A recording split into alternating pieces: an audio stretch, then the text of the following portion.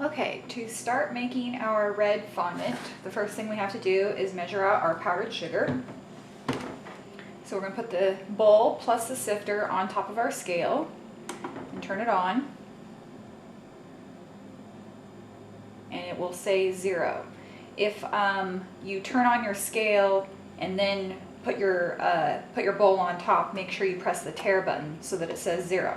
And then we're going to start putting our powdered sugar in there. We need 2 pounds of powdered sugar.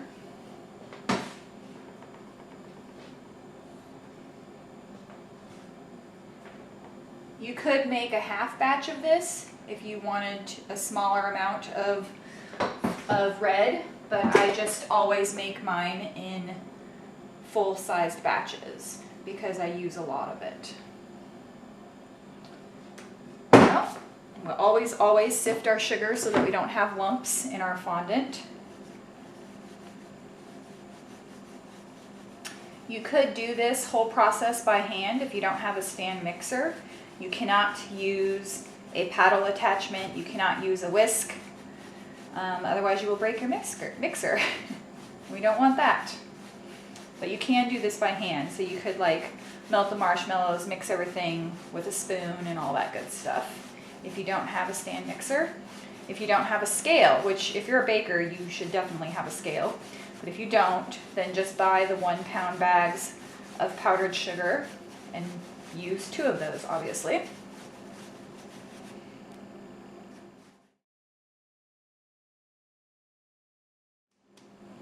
Here we are. Set these things aside for right now. Got my KitchenAid mixer here. I'm going to attach my bowl and put in about 1/2 cup of vegetable shortening. If you're in the UK, this might be called Kofa or Trex, but it's a white vegetable fat. And the reason we use this shortening is to keep our fondant nice and moist. It's basically like the lotion of the fondant. We're going to attach our dough hook. Okay. And now we're going to melt down our 1 pound bag of marshmallows. I get these at Winco. If you don't have a Winco, use the store brand marshmallows. Jet Puff tends to result in a stiffer, drier fondant, so I don't really like it as much.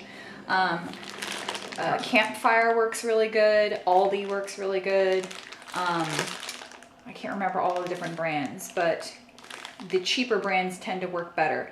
Also check to see if the bag that you're buying says 1 pound or 10 ounces. Sometimes they're not a full pound, so don't accidentally buy a bag that's too small. And if you can only find 10 ounces, just use like a bag and a half. So this is after the first minute. You can still see they're fairly stuck together, but I want to just give this a mix, and this just helps heat the marshmallows evenly so they don't burn. Then we're going to do another 40 seconds. And this is after 40 seconds, and then we're going to just do one more 30-second to just make sure everything's really melty and puffed up. So that's our final 30 seconds. We're going to just take 1 tablespoon of warm water and pour that over the top. And that just helps detach the marshmallows from the bowl. We're going to pour this into our mixing bowl.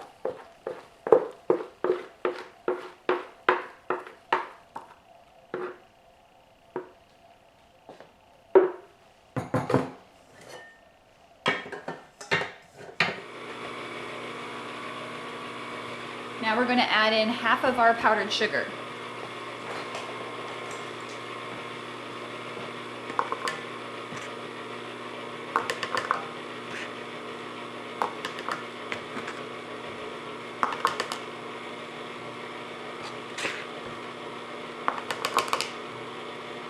You might need more or less powdered sugar depending on how humid your climate is. So if you find that your fondant is a little bit sticky at the end of this, just add a little bit more powdered sugar. And if you find that it's too stiff, just leave a couple of cups of sugar out. I'm going to add in about a tablespoon of our Americolor Red. This doesn't have a bitter taste, so it's going to be able to color our fondant without leaving that nasty taste. I'm just going to kind of eyeball it. Just don't be tempted to add a bunch of food coloring, because you could break your actual fondant by adding too much food coloring. And that's what actually happens when you try and dye white fondant a dark color like red or black, and it gets those pock marks in it and it starts not stretching and breaking. It's actually just broken from too much food coloring being added. So this is just mixing up with the shortening that we have. While this is mixing, go ahead and measure out your Wilton fondant. This is about 1.25 pounds. I buy the big 5-pound boxes of Wilton Decorator's Preferred, and I use my 40% off coupon so that it is less expensive. And then it has 2 big blocks inside the big box, and I cut each one of those blocks in half. So it's not exactly, you know, measured perfectly, but so it's about 1/2 of one of those large blocks. Add a little bit more of my powdered sugar in there, and I'm going to let this mix. You can kind of see what we've got. We've got a nice red color. It's kind of still crusty. We're going to let this mix until it's nice and smooth.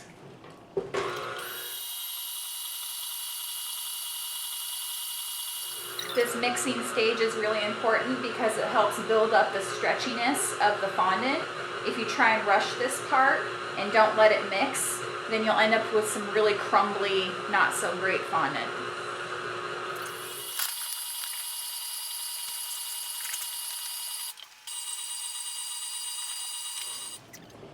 Alright, so you can see that this is nice and smooth and creamy now. I'm just going to take a little bit of shortening to just get it off the hook. And don't worry, this is not hard on your mixer at this point because it's still very soft. Oops. Making a mess here. We're just going to use our spatula to scrape this into the bowl.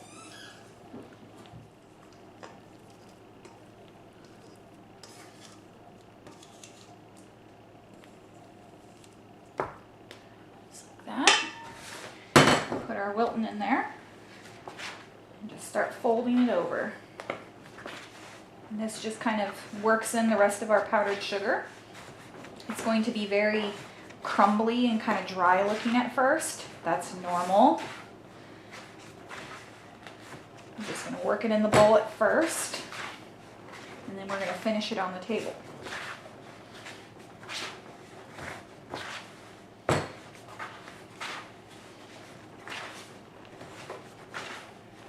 So this is the point where if you felt like your fondant was getting really stiff and it didn't need quite all the sugar, it's okay to have a little bit left over in the bowl.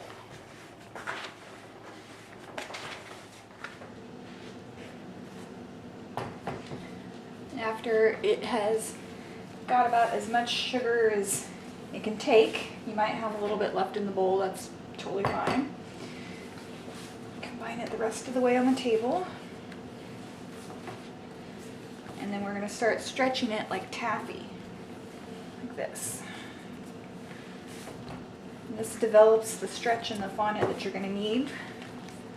That's what that extra little bit of Wilton is for. It provides this stretch that you can't get unless you add it. So once it's nice and stretchy like this and it doesn't break, that's when it's ready to start using. And you can actually use this right away.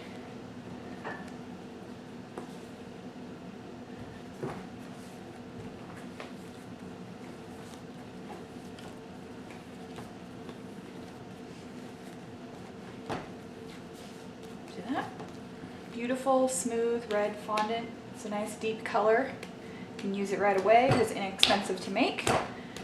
We're just going to put this in a Ziploc bag, and you're going to keep this at room temperature. It'll keep for months. I mean, I've never had mine go bad, so I don't even know how long it would actually last. And every time you use this, reheat it in the microwave for 30 seconds or so, maybe less if it's just a small piece, and knead it just like we did just now until it's stretchy before you use it, and it'll be beautiful every single time. So there you have it, how to make red fondant. I hope you guys enjoyed this video. Make sure you subscribe, and I'll see you guys next time.